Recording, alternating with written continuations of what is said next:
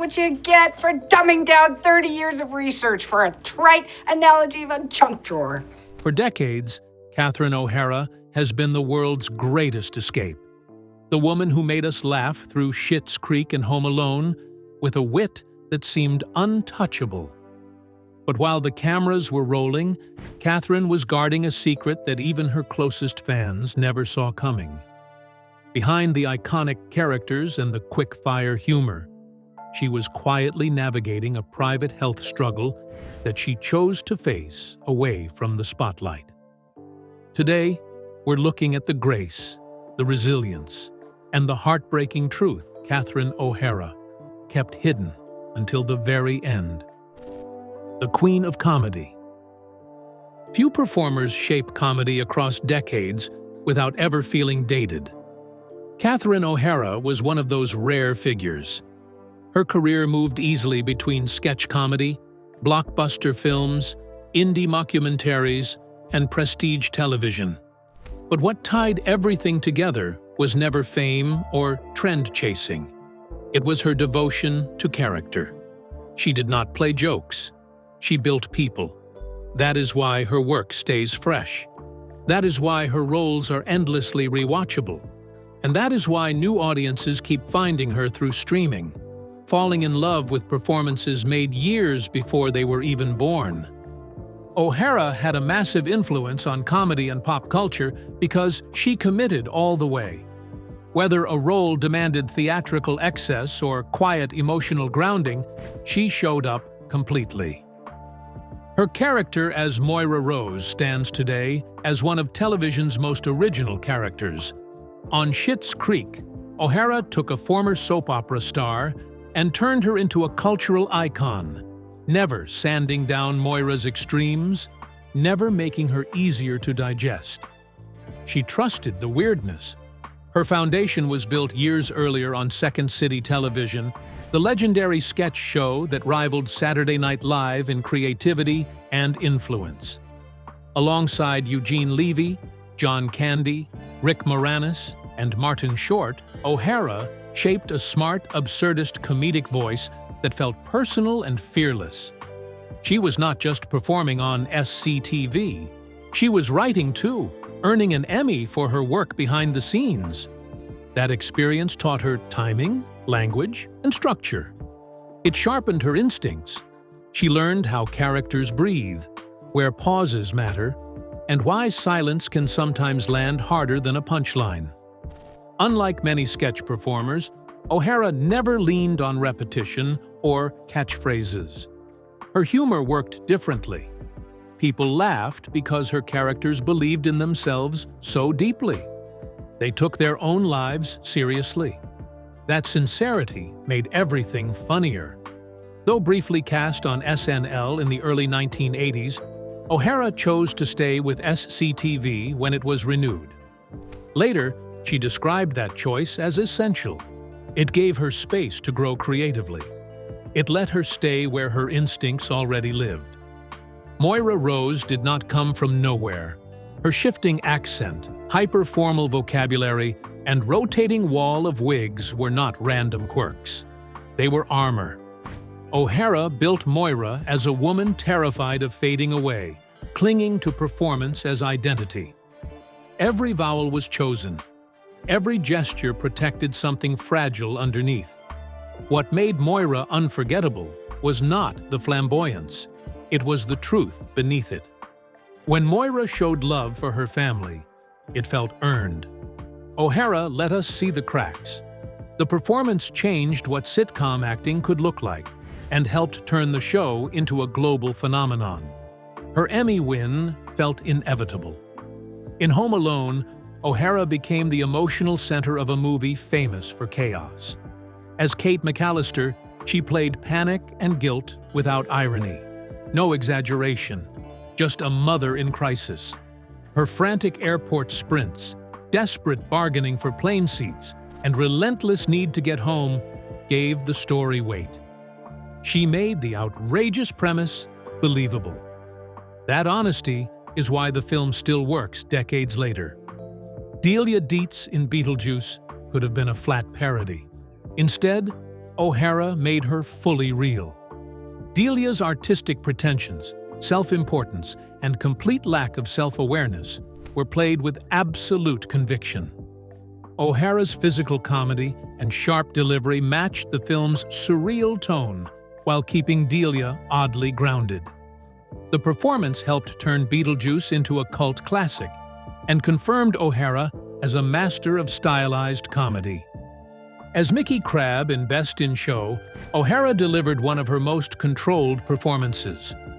Paired again with Eugene Levy, she played a woman whose self-worth depended entirely on winning. The clipped tone, the forced smiles, the barely hidden hostility. Her restraint made the comedy sharper. Then came A Mighty Wind, where she showed another side. Cookie Fleck was warm, nostalgic, and emotionally open. O'Hara blended comedy with genuine musical talent, allowing quiet moments to sit beside laughter. It remains one of her most human roles. Across decades, O'Hara showed an extraordinary ability to play flamboyant, self-absorbed characters without stripping them of dignity. That balance became her signature. Performers like Tina Fey, Maya Rudolph, Kate McKinnon, and Phoebe Waller-Bridge have openly pointed to her fearlessness, her emotional honesty, and her commitment to character as inspiration. Yet O'Hara never chased traditional stardom. She avoided roles designed to smooth out her edges. She chose creative rooms over spotlight chasing, collaboration over control. She protected her oddness instead of packaging it. That is why her performances feel lived in.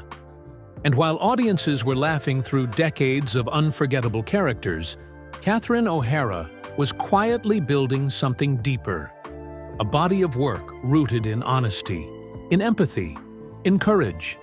She gave the world joy through women who felt real, even at their most outrageous, which makes the private struggle she carried away from cameras all the more heartbreaking. Because behind every fearless performance was a woman who understood fragility. And behind every laugh was a strength most people never saw coming. Catherine O'Hara's hidden journey. From Toronto, kid to comedy legend. Catherine O'Hara could trace her gift for becoming unforgettable characters straight back to Toronto, long before Moira Rose, long before Delia Dietz, long before audiences knew her name. Catherine O'Hara was just a kid watching people closely, studying how they spoke, how they moved, how they filled a room. She was born Catherine Ann O'Hara on March 4, 1954, and grew up in Toronto in a big Catholic Irish household, the sixth of 7 children. Her mother, Margaret Ann, and her father, Marcus Charles O'Hara, raised their family on humor, warmth, and togetherness. One of her sisters was musician and actress Mary Margaret O'Hara. Catherine later graduated from Burnham Thorpe Collegiate Institute in 1974, already carrying instincts she had been quietly building for years. Those instincts started at home. Her mother had a habit of coming back from work and immediately slipping into impressions of everyone she had met that day. Voices, postures, tiny habits. Catherine once shared that her mom was a natural character study, performing people purely for fun. Those moments stayed with her. They taught her that personalities were endless, that comedy lived in details most people missed. As a child, she also absorbed sketch shows like Rowan and Martin's Laugh-In, recreating bits in her own way. She practiced impressions at home, often copying figures like Alfred Hitchcock. For reasons she later laughed about, she mostly played men. Then there was her brother Marcus. He dated future comedy legend Gilda Radner, and when Radner came over, she did not just visit. She brought improv with her. She ran games in the living room. She pulled the whole family into scenes and bits. Catherine remembered how kind and open Radner was, completely untouched by her own talent. Home videos still exist from that time. Quiet proof of a young girl learning what it meant to perform without fear. It was not formal training. It was life. It was watching adults become characters. It was copying voices in the mirror. It was laughing around the dinner table. It was learning that people were strange and wonderful and worth studying. All of it added up.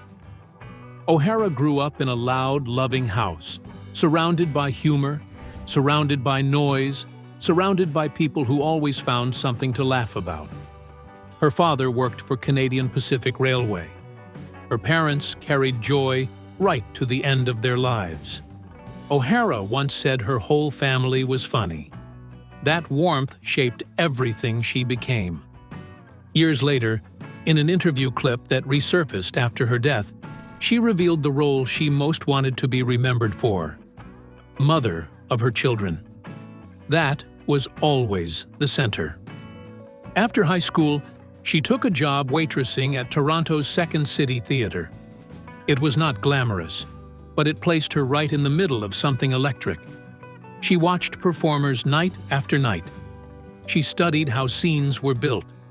She absorbed timing, pacing, and silence. When she finally auditioned for the company, one performer told her to keep up the good work, meaning her waitressing job. She did not take it to heart. She came back. She auditioned again. This time, she made it. That persistence led her to Second City Television, the wildly inventive sketch show that stood toe-to-toe with Saturday Night Live.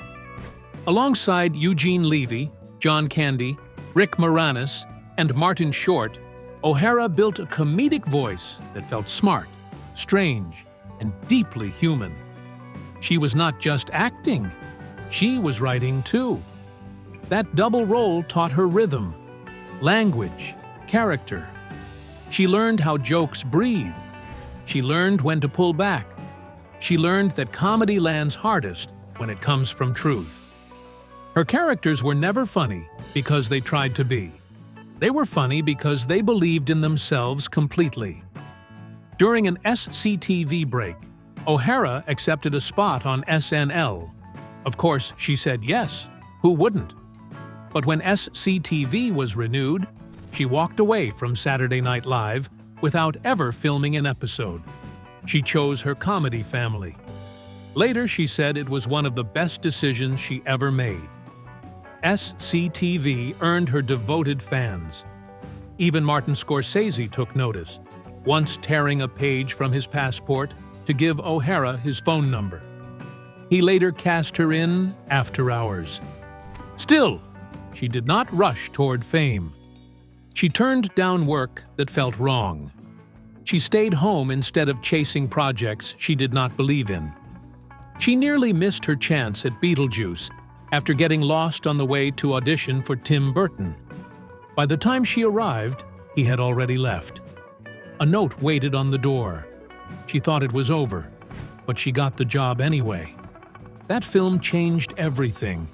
It also introduced her to Bo Welch, who would later become her husband. She assumed he would ask her out. He did not. Only after she mentioned it to Burton did Welch finally invite her on a date. O'Hara later admitted she had already written in her diary that they were supposed to get married someday. Delia Dietz could have been a cartoon. O'Hara made her real, serious, self-important, completely unaware. That commitment turned absurdity into art. Then came Home Alone.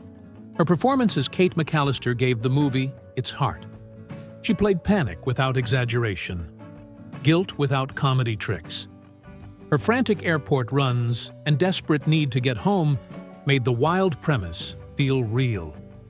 The role cemented her place in film history and earned her the unofficial title of America's Mom. She never lost it. Decades later, Moira Rose arrived in Schitt's Creek. Moira's shifting accent, formal language, and endless wigs were not random. They were protection. O'Hara built her as a woman terrified of disappearing, clinging to performance as identity. Beneath the glamour lived fear.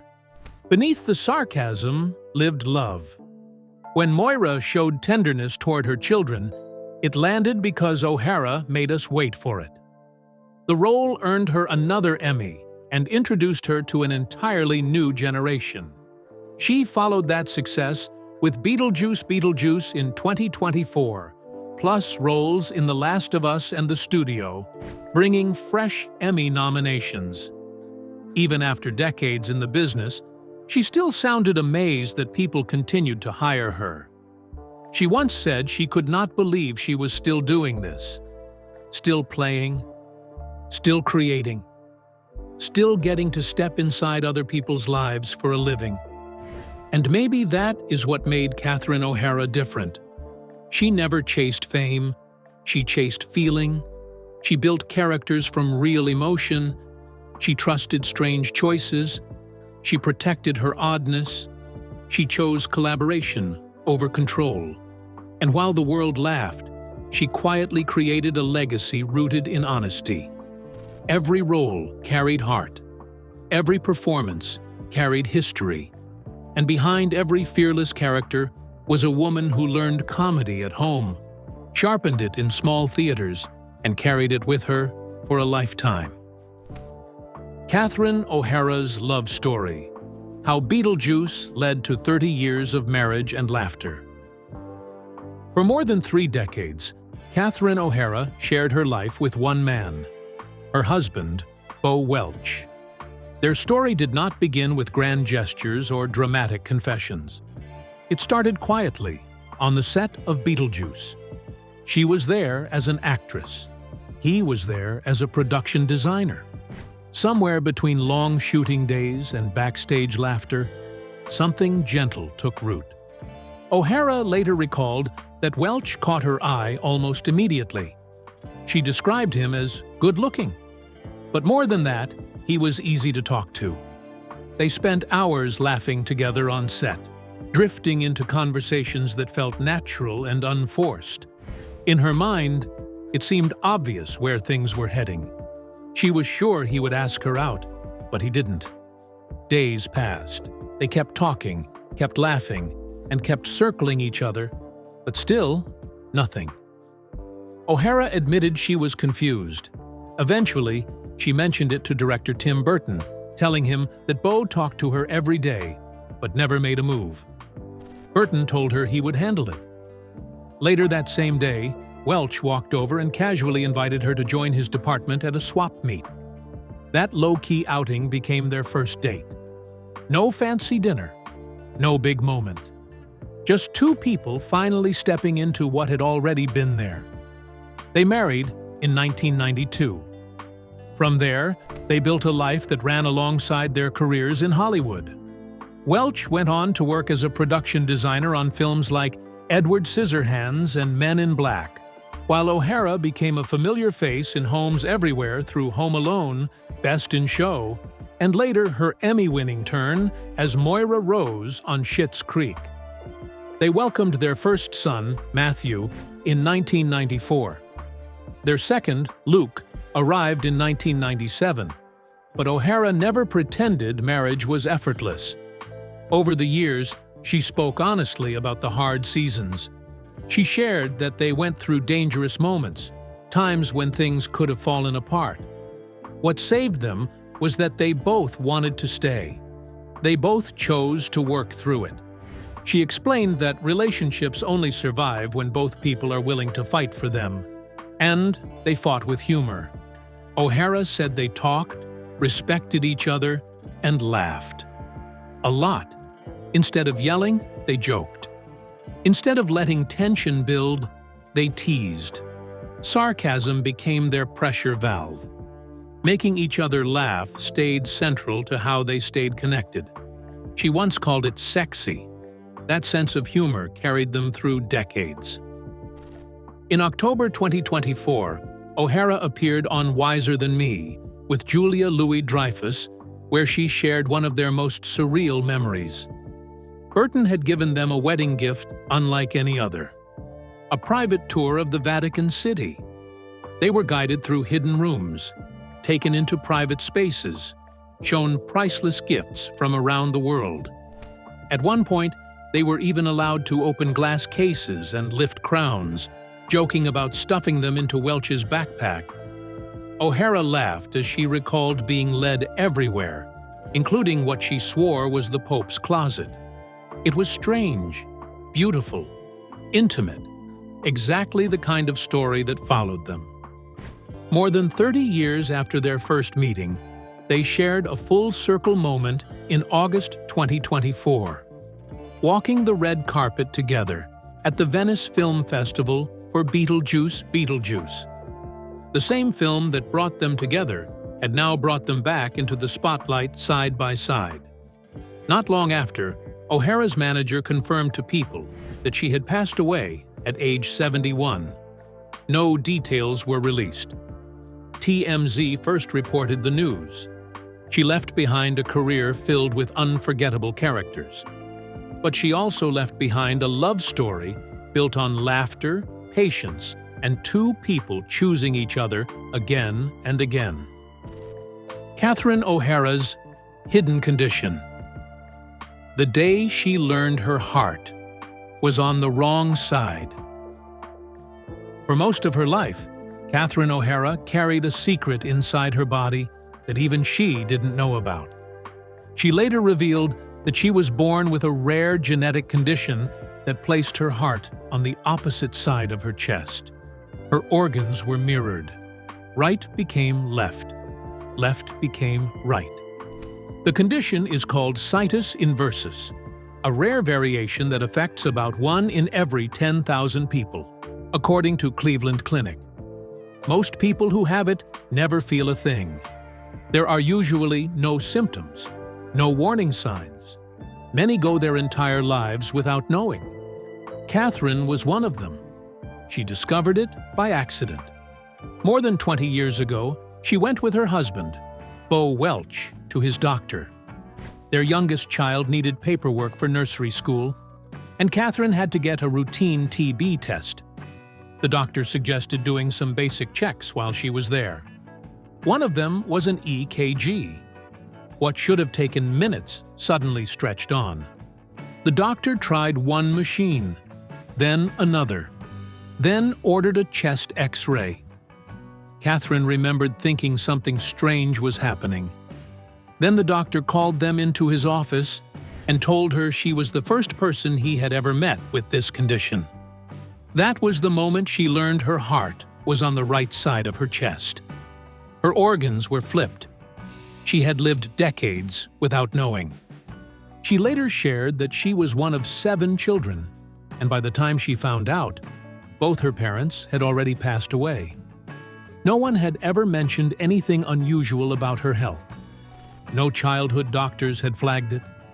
No family stories hinted at it. Driving home, she found herself wondering if her siblings even knew where their hearts were. Years later, during a virtual happy hour in 2020, Catherine opened up about it with her trademark humor. She laughed and called herself a freak, brushing off something that would have shaken most people.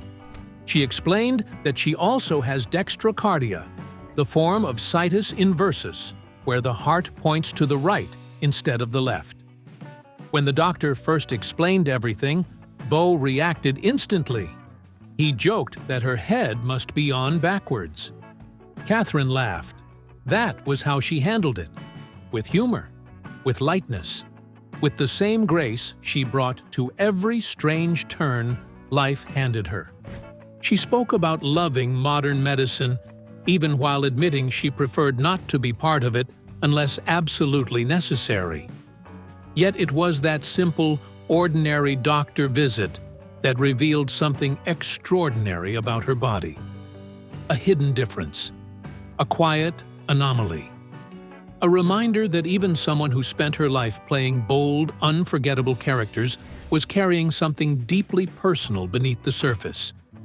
She raised children, built a career, made millions laugh, all while her heart beat from the other side. And maybe that detail fits her more than anyone, because Catherine O'Hara always moved through the world slightly differently. She never followed the usual paths. She never chased what everyone else chased. She built her life from instinct, humor, and heart, even when that heart was quietly beating where no one expected it to be. Which is why what happens next is still so painful to a lot of people. The day Catherine O'Hara died, her secret cancer battle, and the tributes that followed. On January 30th, 2026, the world lost Catherine O'Hara. The news hit quietly at first. Then it spread fast. Friends were reportedly left in complete shock. According to multiple outlets, many of those closest to her had no idea how serious things had become. While her husband, Bo Welch, may have known what was coming, much of her inner circle had been kept in the dark during her final days. Paramedics were called to her Brentwood, Los Angeles, home in the early morning hours. Just days earlier, O'Hara had pulled out of filming Season 2 of The Studio, the project created by Seth Rogen. Production was reworked to focus on scenes without her character, as she stepped away to deal with what insiders described only as personal matters. One source later said it was not widely known she was dealing with any major health issues. Aside from Welch, her partner of more than 3 decades, she left behind 2 sons, Matthew and Luke. Her representatives described her passing as the result of a brief illness, but her death certificate told a deeper story. Rectal cancer was listed as the underlying cause of the pulmonary embolism that took her life. And just like that, a woman who spent decades making people laugh had left this world while carrying something devastating in silence. Catherine O'Hara's cancer journey was kept entirely private. There were no verified public details about when she was diagnosed, no reports of symptoms, no updates about treatment. Everything happened behind closed doors, the same way she lived most of her personal life. Reserved, protected, out of reach of cameras. What is known is this: her rectal cancer originated in the rectum, the final portion of the large intestine, where malignant glandular cells often grow quietly in the lining. This type of cancer can develop without obvious signs. In Catherine's case, any early symptoms were never shared publicly. Her diagnosis was handled privately sometime before March 2025. By that point, she had already begun oncologist-led care. Treatment started around March 2025 and likely included chemotherapy, radiation, or targeted therapies depending on staging. From there, she remained under steady medical supervision, with consistent monitoring through her last documented visit on January 27, 2026. 3 days later, she was gone. That public phrase, brief illness, concealed nearly 10 months of intensive cancer management. Behind it were long appointments, mounting fatigue, digestive distress, the growing toll of treatment. Rectal cancer can quietly place the body in a hypercoagulable state, meaning the blood becomes more likely to clot. That condition ultimately led to the pulmonary embolism that ended her life. She fought quietly. No headlines about hospital stays, no public pleas for support, no visible signs that anything was wrong. She kept working. She kept showing up. She carried it with grace. And when the news finally broke, the response was immediate and overwhelming. Following her death, Welch released a statement that stopped people in their tracks. He wrote that in his next life, he would still choose to be her husband, asking her to please wait for him. A simple message, devastating in its honesty. After her death, tributes poured in from every corner of Hollywood. Her on-screen son from Home Alone, Macaulay Culkin, shared a heartbreaking farewell. Michael McKean, who worked with her across many Christopher Guest films, summed it up in one line: "There was only one Catherine O'Hara, and now none." Christopher Guest wrote that he was devastated, calling her one of the comic giants of their age and sending love to her family. From The Last of Us, Pedro Pascal honored her with a photo from their time on set. He wrote that there was less light in his world now, and that the lucky world that had her would keep her always. Ron Howard, who had recently worked with her on the studio, praised her as a wonderful person, artist, and collaborator, adding that she was simply growing more brilliant with each year. Her Beetlejuice co-star Justin Theroux shared a quiet photo of Catherine's chair on set, her name still printed across the back. His message was simple: she would be so deeply missed.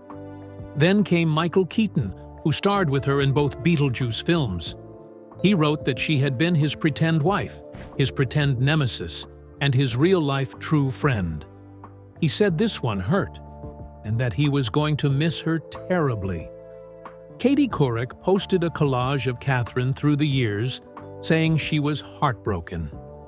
Andy Cohen shared a throwback from her Second City television days, writing that he fell in love at first sight, and that it only grew stronger. And then there was Seth Rogen. He posted a candid photo of Catherine sneaking up behind him with a giggle. He wrote that the first time he met her, he told her she was the funniest person he had ever watched on screen. He said Home Alone was the movie that made him want to make movies. He went on to say that working with her was a true honor, that she was hysterical, kind, intuitive, and generous, that she made him want to make their show good enough to deserve her presence. He called the loss devastating and reminded everyone how lucky they were to have lived in a world that had Catherine O'Hara in it. She left behind unforgettable characters. She left behind friends who loved her deeply. She left behind laughter layered with heart. And she left behind a final chapter that she chose to carry quietly. While the world saw Moira Rose, Kate McAllister, and Delia Dietz, Catherine O'Hara was privately facing cancer, protecting her family and holding herself with dignity all the way through. She gave joy to millions. She gave everything she had to her craft. And when it came time to fight the hardest battle of her life, she did it the same way she lived. Softly, privately, with grace. What Catherine O'Hara movie is still your favorite to this very day? Let us know in the comments below. Don't forget to like, share, and subscribe. Also click the next video shown on your screen. You will enjoy it.